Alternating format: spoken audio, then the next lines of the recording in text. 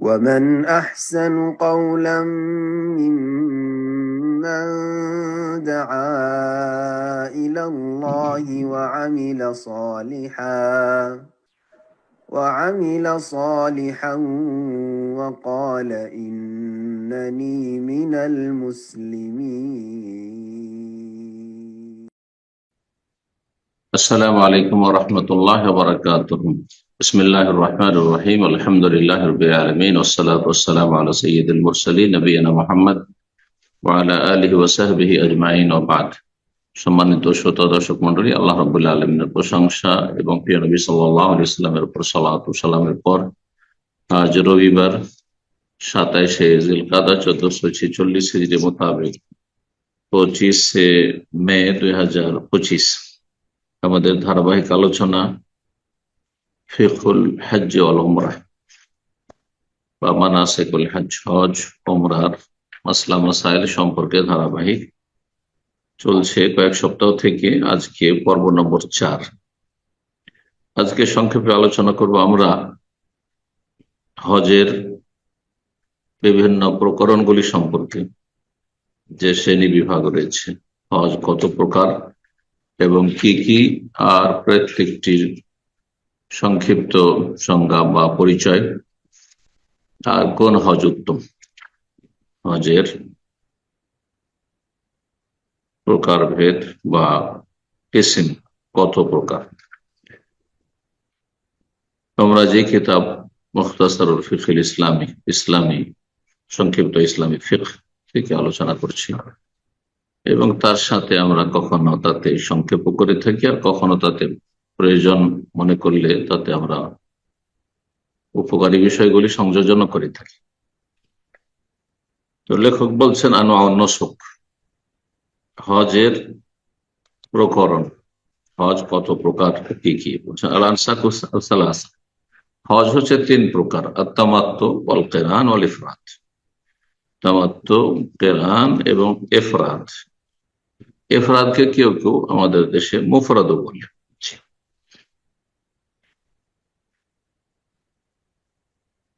তামাত্তু কাকে বলা হয়? তামাত্তুর শাব্দিক অর্থ কি? প্রথম বলি, তামাত্তুর শাব্দিক অর্থ হচ্ছে ভোগ করা। এখান থেকে মাতা শব্দটি কোরআনে রয়েছে, দুনিয়ার ভোগের সামগ্রী। মাতাউদ দুনিয়া, কুল মাতাউদ দুনিয়া কালিল। তামাত্তু মানে ভোগ করা। তো তামাত্তু কাকে বলে? হজের মাসগুলিতে আপনি ওমরা ভোগ করবেন, মানে ওমরা লাভ করবেন, এক গুলিতে 2 শিকার করবেন। এটি একটি দিক লাভবান হওয়ার, যে এক সফরে 2টো কাজ করতে পারলেন, 2টো ইবাদত করতে পারলেন। 2 নম্বর ভোগের দিক বা তামাত্তুর দিক হচ্ছে যে ওমরা করে হজের দিন আসা পর্যন্ত আপনি পূর্ণ হালাল হয়ে থাকতে পারলেন, এবং ইহরাম অবস্থায় যেগুলি নিষিদ্ধ কথা কাজ সেগুলি আপনি ভোগ করতে পারলেন।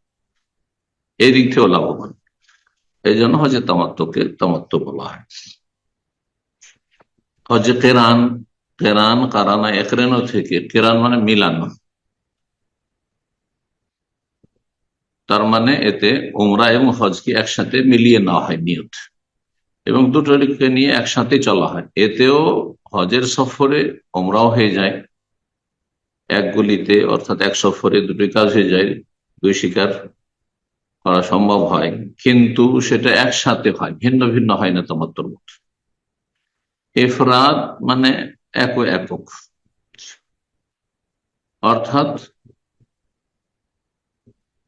শুধু হজ, ওমরা নয়, তাতে শুধু হজ হবে, ওমরা নয়।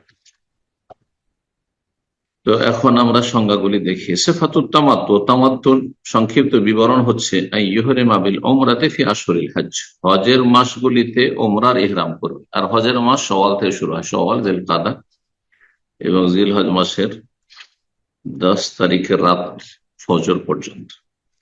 যেদিন 10 তারিখ সকাল হয়ে ফজর আজান হয়ে যাবে, তখন আর হজ শুরু করা যাবে না। ওয়াফরুগু মিনহা, ওমরা শেষ করে ফেলবেন আপনি, সুম্মা ইউহরিমু বিল হজ মিন মক্কা আও কুরবিহা ফি আমিহি। তারপরে আপনি হজের ইহরাম করবেন মক্কায় যেখানে আছেন সেখান থেকে, অথবা মক্কার কাছাকাছি যেখানে আছেন সেখান থেকে। যদি কেউ আগের দিনে বা তার দু একদিন আগে, অনেক সময় স্থানীয় হাজিদেরকে মেনা নিয়ে চলে যায়, সরাসরি তাঁবুতে রাখে, তাহলে সেখান থেকে হজের দিন কি করবে? এহরাম করবে হজের। হজের দিন কি? মুত্তারবিয়া, 8 জিলহজ, জোহরের আগে আগে সকালবেলা। আর এখানে যেহেতু ওমরা পৃথক হচ্ছে আর হজ পৃথক হচ্ছে, সুতরাং প্রথম যখন আপনি অন্তরে নিয়ত করবেন তখন ওমরার নিয়ত করবেন, আর তার সাথে উচ্চারণ করবেন, নিয়ত উচ্চারণ নয়, বরং সেটি হচ্ছে 3 প্রকারের হজের কোন একটিকে নির্দিষ্ট করা। বলবেন লাব্বাইক উমরাহ, হে আল্লাহ আমি হাজির হয়েছি ওমরা করার জন্য। আগে প্রথম যখন আপনি যাচ্ছেন আর ওমরা করছেন, আল্লাহ নাওয়াইতুল ওমরা বলবেন না, যেমন কিছু চটি কিতাবগুলিতে রয়েছে, বেদাতীদের কিতাব রয়েছে, হে আল্লাহ আমি ওমরার নিয়ত করছি, না বলা যায় না, বেদাত। এটি যে কোনো ইবাদতের ক্ষেত্রে নিয়ত উচ্চারণ করা বিধান।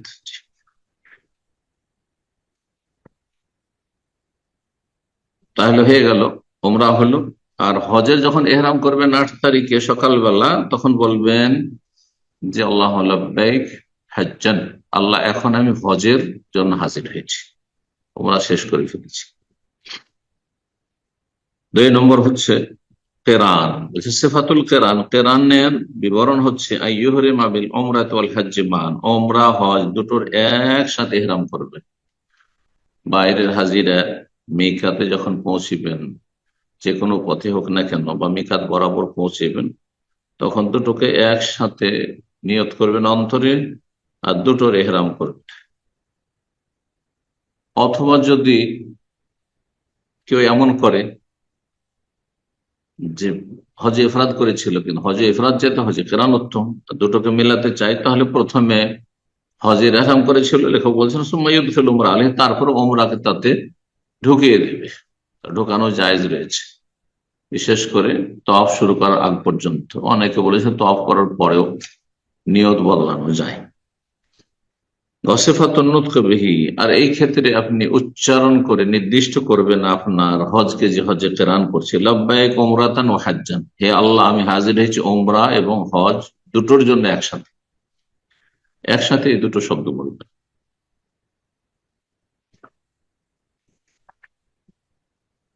ইফরাদ কাকে বলে? বলছেন আইয়ুহরিমা বিল হজ্জ মুফরাদান বা মুফরিদান, শুধু হজের এহরাম করবেন না।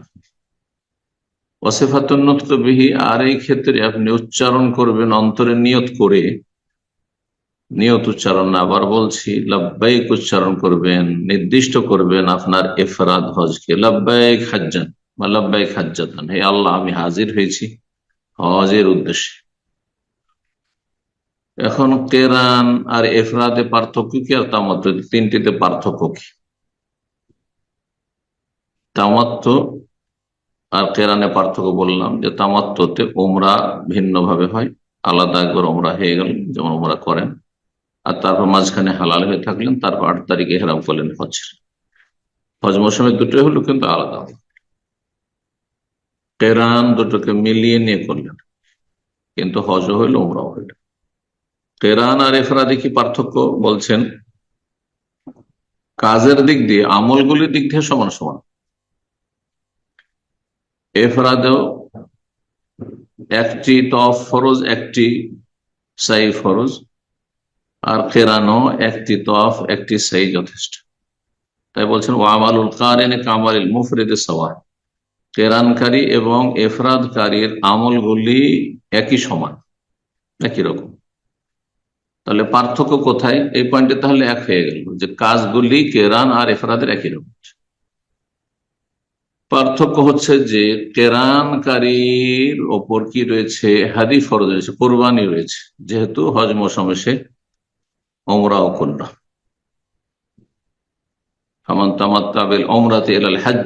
যেই ব্যক্তি হজের সাথে ওমরাও ভোগ করে নেবে, এটা তামাত্তু হজের মাধ্যমে হোক অথবা কেরান হজের মাধ্যমে। তো ফামান তামাত্তা বিল উমরাতি আল হজ, কোরআনের ভাষায় যে বলা হয়েছে সেটা শারঈ তামাত্তু হোক অথবা ভাষাগত লুগাবি ভাষা আবিধানিক তামাত্তু হোক, যেটার নাম কেরান শরীয়তের ভাষা। দুই হজেই কিন্তু কুরবানি ওয়াজিব।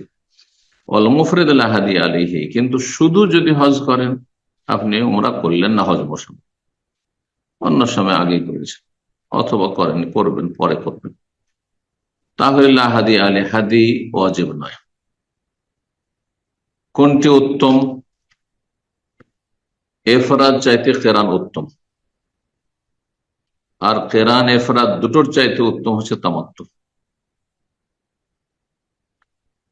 কেন উত্তম? আর যখন উত্তম জানলাম যে তামাত্তু এটি হচ্ছে সঠিক মত, তাহলে যথাসাধ্য উত্তম হজ করার জন্য সচেষ্ট হইতে হয়। বিশেষ করে প্রথমবার হলে, জীবনে প্রথম ফরজ হজ করছেন, তার উত্তম হজ করেন।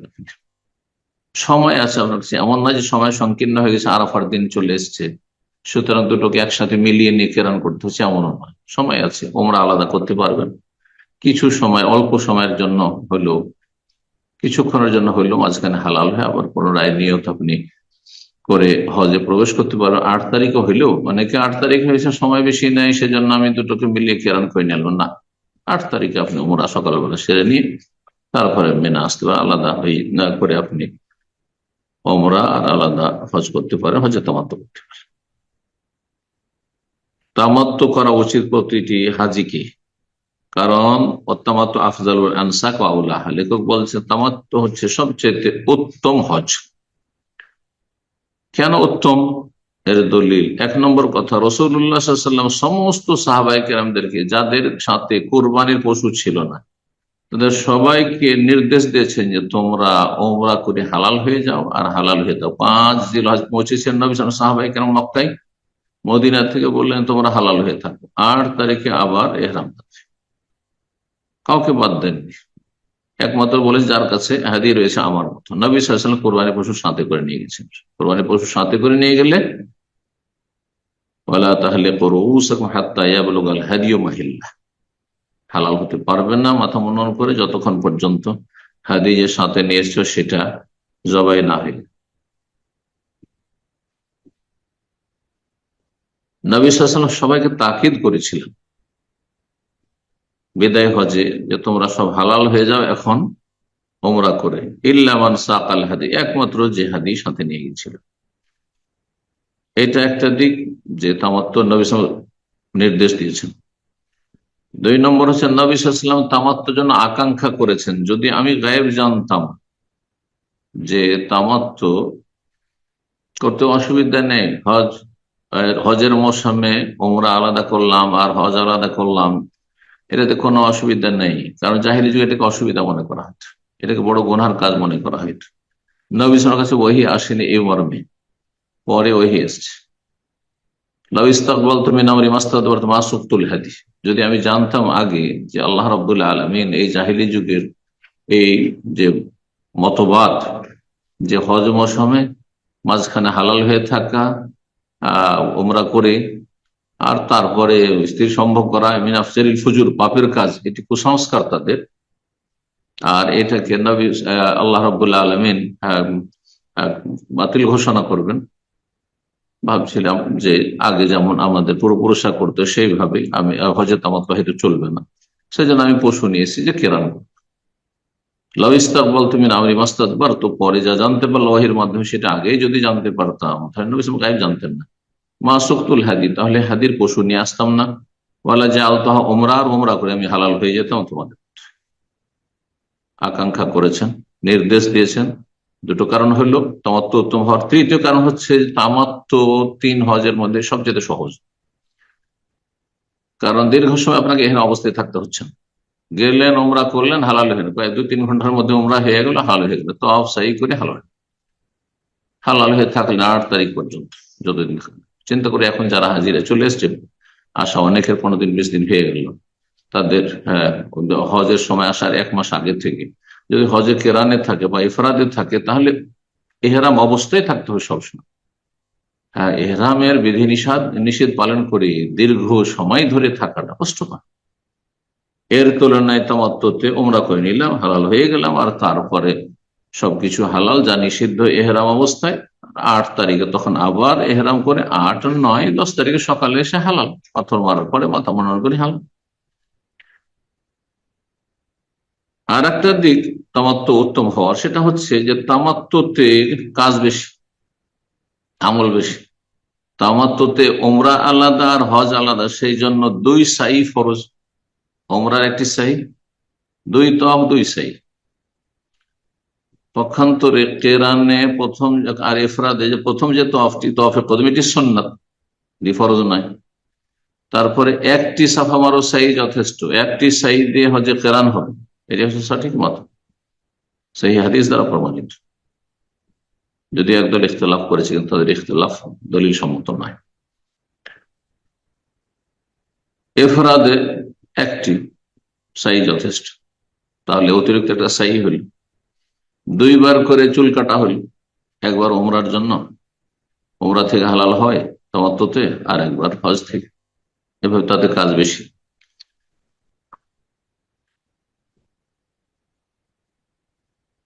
মক্কা প্রবেশের ক্ষেত্রে লেখক একটি মাসলা উল্লেখ করেছেন, সেটা হচ্ছে যখন কোনো ব্যক্তি উমরা বা হজের জন্য মক্কা আসবে, কোন দিক থেকে প্রবেশ করবে, এই ক্ষেত্রে কি কোনো সুন্নাত বিধান আছে? বলছেন ওয়ায়ুসান্ন দুখুলহু মিন আলাহা ইন কান আরফাক লিদুখুলিহি, মক্কার উঁচু দিক থেকে যদি প্রবেশ করে তো এটি সুন্নাত, যদি তা সহজ সাধ্য হয়। কিন্তু আজকাল সহজ নয়, চারিদিকে হোটেল, চারিদিকে আপনার হাজি সাহেবরা ছড়িয়ে ছিটিয়ে আছে, একদিক দিকে সব হাজিদের ঢোকা অসম্ভব, কঠিন। উঁচু দিক হচ্ছে কবরস্থান যে মহল্লা রয়েছে এই দিকটা, যেদিকে রাসূলুল্লাহ সাল্লাল্লাহু আলাইহি ওয়াসাল্লাম বাড়ি ছিল। আর নিচু দিক হচ্ছে যে দিকটা মিসফালা বা জারওয়াল, ওই দিকটা চলে যাচ্ছে, ওই দিক নিচু দিক, ওই দিক থেকে বেরিয়ে যাওয়া। রাসূলুল্লাহ সাল্লাল্লাহু আলাইহি ওয়াসাল্লাম বাবুসালাম দিয়ে প্রবেশ করতেন, যে বাবুসালাম হারামের দরজা রয়েছে, এটি নবী সাল্লাল্লাহু আলাইহি ওয়াসাল্লামের বাড়ির সামনাসামনি।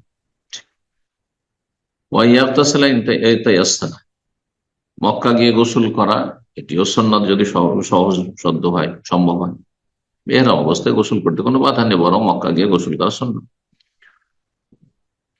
মসজিদে হারামে প্রবেশের সময় যে দিক থেকে সুবিধা হয় প্রবেশ করুন। মসজিদ হারামে যখন প্রবেশ করবেন, তখন অন্য অন্য মসজিদে যেমন প্রবেশের সুন্নতির তরিকা এবং দোয়া রয়েছে তাই করবেন। ডান পা সামনে বাড়াবেন, বাম পা পরে উঠাবেন মসজিদে প্রবেশের সময়, আর বলবেন বিসমিল্লাহ ওয়াসসালাতু ওয়াসসালামু আলা রাসূলিল্লাহ আল্লাহুম্মা আফতিহ আলি আবওয়াব রাহমাতিক। আর একটি দোয়া রয়েছে, আউযু বিল্লাহিল আযীম ওয়া বিওয়াজহিল কারীম ওয়া সুলতানিহিল কাদীম মিনাশ শাইতানির রাজীম। আবু দাউদে হাদিস রয়েছে, হাদিস দুটোই সহিহ। মসজিদ হারামে প্রবেশ করে সাথে সাথেই তওয়াফ করতে হবে জরুরি নয়, কিন্তু উত্তম হচ্ছে যে তাহিয়াতুল মসজিদ না পড়ে সরাসরি তওয়াফ শুরু করবেন, যদি ফরজ সালাতের সময় না থাকে। কিন্তু ফরজ সালাতের সময় ঘনিয়ে এসছে, এখন আজান হয়ে গেছে, ইকামত হতে যাচ্ছে, তাহলে তওয়াফ শুরু করবেন। ফরজটা শান্ত হয়ে ইতমিনানের সাথে, খুশুর সাথে পড়ে নেন, কারণ আপনি ভিড়ে যখন নেমে যাবেন তওয়াফ করে, তখন সেখানে হয়তো ভালো করে সিজদার জায়গা পাবেন না। আমরা ফরজ সালাতটি খুশু হবে, এজন্য তাড়াহুড়া করবেন না। আচ্ছা, মক্কায় প্রবেশ করে কি সাথে সাথে ওমরা শুরু করে দিতে হবে? সাথে সাথে হজ উমরার আমলগুলি শুরু করে দিতে হবে, নাকি যদি কেউ ক্লান্ত থাকে বা মনে করে একটু বিশ্রাম করে নি, খাওয়া দাওয়া করে নি, হোটেলে 2-4 ঘন্টা পরে যাব, এখন দিনের বেলা রোদের সময় অথবা ভিড়ের সময় আমি রাত্রে যাবো, গভীর রাতে যাব, কোনো অসুবিধা নেই। কিন্তু আজকাল সাধারণ হজ উমরাকারীরা মনে করে যে মক্কা এসে মোটেই বিলম্ব করা যাবে, সাথে সাথে যতই ক্লান্তি থাক না কেন, যতই খিদা থাকে না কেন, হ্যাঁ, যতই আপনার প্রতিকূল অবস্থা থাকে না কেন, ভিড়ের সময়, রৌদ্রের সময়, তারপরও সাথে সাথে ব্যাগটা হোটেলে রেখে সাথে সাথে দৌড় দেবে। এখানকার লোকাল ওমরাকারীদেরকে এরকমটা দেখা যায়। এই ধরনের একটি ভুল ধারণা। মক্কা গিয়ে আপনি প্রয়োজনে বিশ্রাম করে নিতে পারেন এহরাম অবস্থায়। বাস এহরামের বিধি নিষেধ গুলো আপনি ঠিক রাখবেন।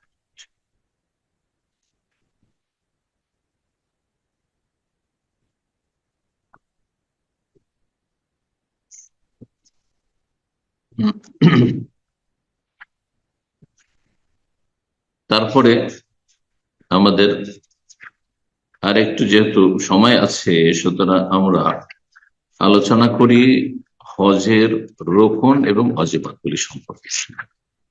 যেহেতু আমাদের সামনে শুধু একটি সপ্তাহ আছে, সামনে রবিবার হয়তো আমরা আলোচনা করতে পারবো, তো সেটিতে ইনশাআল্লাহ তাআলা আরো একটি আলোচনা অন্য বিষয় হবে। এখানে সংক্ষেপে আমরা আলোচনা করে দিই হজের রোকন মানে হজের স্তম্ভ খুঁটি কয়টি। হজের স্তম্ভ হচ্ছে 4টি, যার কোনো একটি ছুটে গেলে হজ হবে না। এগুলির কোন একটি দম দিয়ে ঘাটতি পূরণ হয় না, পালন করতেই হবে। 1 নম্বর হচ্ছে এহরাম। এহরাম করা, এহরাম মানে হজ বা ওমরার ইবাদতে প্রবেশ করা। শুরুতে আলোচনা করেছি এহরামের আলোচনা। 2 নম্বর হচ্ছে আরাফে অবস্থান করা। নবী সাল্লাল্লাহু আলাইহি ওয়াসাল্লাম আল হজ্জু আরাফা, হজ হচ্ছে আরাফা অবস্থানের নাম। আরাফায় কেউ যদি 9 তারিখের দিনেও গেল না, দিনে সকালবেলা গেলে হবে না, দিনে জোহর থেকে শুরু হয় আসল সময়, কিন্তু এটা অনেকে বুঝে না। কেউ যদি সকালবেলা থেকে জোহরের আগে আগে আরাফা থেকে চলে আসে, হ্যাঁ, তাহলে তার হজ হবে না। আরাফার অবস্থান শুরু হয় জাওয়ালের পর থেকে শুরু করে, 9 তারিখে দুপুর পর থেকে শুরু করে সন্ধ্যা সূর্য ডুবিয়ে দেওয়া পর্যন্ত, এটি হচ্ছে উত্তম সময়। যদি কারো পক্ষ থেকে সম্ভব না হয়, এমার্জেন্সি কোনো কারণ হয়ে যায়, তাহলে রাত্রেও হইতে পারে, ফজর আজান পর্যন্ত। ফজর আজান পরে এক মুহূর্তের জন্য যদি আরাফার ময়দান হয়ে অতিক্রম করে এই সময়গুলিতে, 9 তারিখ আরাফার দিন, 9 জিলহজ আরাফা, সেই দিন জোহর জাওয়ালের সময় থেকে শুরু করে, জাওয়ালের পর থেকে শুরু করে সারা দিন এবং রাতের ফজর পর্যন্ত, এটা হচ্ছে আরাফা অবস্থানের সময়। আরাফা অবস্থান করা হচ্ছে হজের রকম। 3 নম্বর হচ্ছে তওয়াফে জিয়ারা। ফিকহের ভাষায় তওয়াফ জিয়ারা, হাদিসের শব্দটি নেই। আল্লাহর ঘরে জিয়ারত, ভিজিট হচ্ছে, সেই জন্য এর নাম জিয়ারত ফিকহের ভাষায়, ফুকাহাদের ভাষায়। হাদিসে তওয়াফুল ইফাদা, ইফাদা মানে প্রত্যাবর্তন করা, মানে আপনি মেনা আরাফা মুজদালিফা হয়ে ফিরে আসলেন, ওখান থেকে আরাফাতে প্রত্যাবর্তন করে এসে 9 তারিখ আরাফে থাকলেন, রাত্রে আপনি মুজদালিফা থাকলেন, তারপরে 10 তারিখে এসে পাথর মারলেন বড় জামরাকে, তারপরে যে ফিরে আসলেন, ফিরে আসার পরে তওয়াফ করেন 10 তারিখে, সেটা নাম তওয়াফ ইফাদা কোরআনের ভাষায়। সুম্মা আফিযু মিন হাইসু আফাযান নাস থেকে নেওয়া হয়েছে। এর 5টি নাম রয়েছে: তওয়াফে জিয়ারা, তওয়াফ ইফাদা, তওয়াফুল হজ, হজের তওয়াফ, তওয়াফুর রুকন, রুকন তওয়াফ, আর তারপর তওয়াফ ফরজ, ফরজ তওয়াফ। যে কোনো নাম বলেন, একটি ইবাদতের এই তওয়াফে 10 তারিখের যে তওয়াফটি, এটি 10 তারিখ করে উত্তম, বিলম্ব না করে, আর বিলম্ব করলে জায়েজ, প্রয়োজন। 4 নম্বর রুকন হচ্ছে সাই, সাফা মারওয়ার সাই। তাহলে 4টি হয়ে গেল হজের স্তম্ভ বা রুকন। আর কানুল হজগুলিও ফরজ, গুরুত্বপূর্ণ ফরজ, এমন ফরজ যেগুলির নাম রুকন, এই জন্য এগুলির বিকল্প কিছু নেই ঘাটতি পূরণের জন্য। হজের ওয়াজিব, হজের ওয়াজিব হচ্ছে 7টি। 1 নম্বর ওয়াজিব হচ্ছে মিকাত থেকে ইহরাম করা। যারা বাইরে থেকে আসছেন মিকাতে ইহরাম করবেন, যারা মিকাতের ভিতরে অবস্থান করেন নিজের ঘর থেকে ইহরাম করবেন। কারণ জেদ্দায় কেউ থাকছেন মিকাতের ভিতরে, জেদ্দায় ইহরাম না করে মক্কা চলে গেল, তারপরে ইহরাম করছেন না, আপনি আপনার ইহরাম বাঁধার জায়গায় আপনার ঘর, তাহলে আপনার যেখানে আপনি বাসা বাড়ি, সেখান থেকে বাস করেন, সেখানে মিকাত থেকে ইহরাম করা। তারপরে 2 নম্বর হচ্ছে আরাফায় সূর্য অস্তমিত হওয়া পর্যন্ত 9 তারিখে অবস্থান করা, সূর্য ডুবিয়ে দিতে হবে, এটি ওয়াজিব। আর আরাফায় অবস্থান করতে হবে, এটা হচ্ছে রুকন ফরজ। সুতরাং কোন ব্যক্তি যদি আরাফার 9 তারিখে জোহর পর থেকে শুরু করে মাগরিবের আগ পর্যন্ত কোন সময় থাকলো কিন্তু সূর্য ডুবাইল না, তাহলে তার আরাফা আদায় হয়ে গেছে, রুকন আদায় হয়েছে, হজ হয়েছে, কিন্তু তার ওয়াজিব ছুটে গেল সূর্য অস্তমিত না করার কারণে, সূর্য ডুবার আগেই আরাফা থেকে বেরিয়ে পড়েছে হয়তো 4-5 মিনিট আগে, এজন্য দম দিতে হবে। 2 নম্বর হয়ে গেল ওয়াজিব। 3 নম্বর ওয়াজিব হচ্ছে মুজদালিফায় রাত্রি যাপন করা। 4 নম্বর ওয়াজিব হচ্ছে মেনার রাতগুলি 11 এবং 12 রাত্রি যাপন করা মেনায়, সঠিক হচ্ছে সেটি ওয়াজিব। যারা সুন্নত বলেছেন তাদের মতটি দুর্বল। 5 নম্বর হচ্ছে পাথর মারা, রমিল জামার। 10 তারিখে একটি জামা রাখে, বড় জামা রাখে, 11, 12 তিনটিকে 3 7 21, আর তারপরে যদি রাত থেকে যায় আর সেটি হচ্ছে উত্তম 13 তারিখ পর্যন্ত যদি মারে তাহলে আরো 21টি, তাহলে 3 21 হচ্ছে 63 আর 7টি, এই 70টি টোটাল পাথর মারবে যারা 13 তারিখ পর্যন্ত উত্তম হজ করবে। 6 নম্বর হচ্ছে মাথা মুন্ডন করা। 6 নম্বর হচ্ছে মাথা মুন্ডন করা অথবা মাথার চুল ছোট করা। হজ যখন শেষ হতে যাচ্ছে 10 তারিখে জামারায়, বড় জামায় পাথর মারার পরে, আগে পরে হলে জায়েজ রয়েছে, কিন্তু এই তরতিব গুলো লক্ষ্য রাখা হচ্ছে উত্তম সুন্নাত। 7 নম্বর হচ্ছে বিদায় তওয়াফ করা, যখন বিদায় হবেন তার কয়েক ঘন্টা পূর্বে, মক্কা থেকে যখন বিদায় হবেন দেশের উদ্দেশ্যে, তখন বিদায় তওয়াফ করে হজের ক্ষেত্রে এটি হচ্ছে ওয়াজিব। এই হচ্ছে 7টি হজের ওয়াজিব। আর কোরবানি তামাত্তুকারীর জন্য, কেরানকারীর জন্য, ইফরাদকারীর জন্য নয়।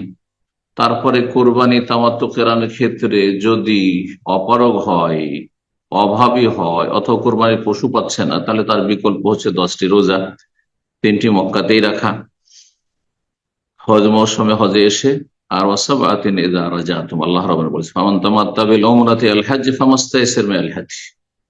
যেই ব্যক্তি হজে তামাত্তু বা কেরান করবে সে যথাসাধ্য হাদির পশু জবাই করবে। এই হাদির পশু এটা ঘাটতি পূরণের নয়, এটা শুকরানা পশু, সুতরাং এর গোস্ত নিজে খেতে পারবে, নিজের আত্মীয় স্বজনকে খাওয়াইতে পারবে, সচ্ছল ব্যক্তিদেরকেও খাওয়াইতে পারবে, কিন্তু মক্কাতে জবাই হতে হবে। মেনাই উত্তম, আর মক্কায় জবাই হলে জায়েজ। মক্কার বাইরে, তায়েফে, জেদ্দায় বাইরে কোথাও জবাই হবে, মক্কায় জবাই করলো আর তারপরে সেই গোস্ত দেশে বেঁধেও নিয়ে যেত। আর হজে ইফরাদ করলে হাদি নেই, সেই জন্য এটি 8 নম্বর ওয়াজিবটিকে ফুকাহায়ে কেরামগণ গণান। কিন্তু বিস্তারিত যদি আলোচনা করা যায়, আর কেউ যদি বলে যে হজের 8টি ওয়াজিবাত, তো সেটাও ভুল নয়। আল্লাহ তাআলা আলম। এখানে আজকের আলোচনা শেষ করছি। ওয়া জাযাকুমুল্লাহু খাইর। ওয়া সাল্লাল্লাহু আলা মুহাম্মদ ওয়া আলা আলিহি ওয়া সাহবিহি আজমাইন।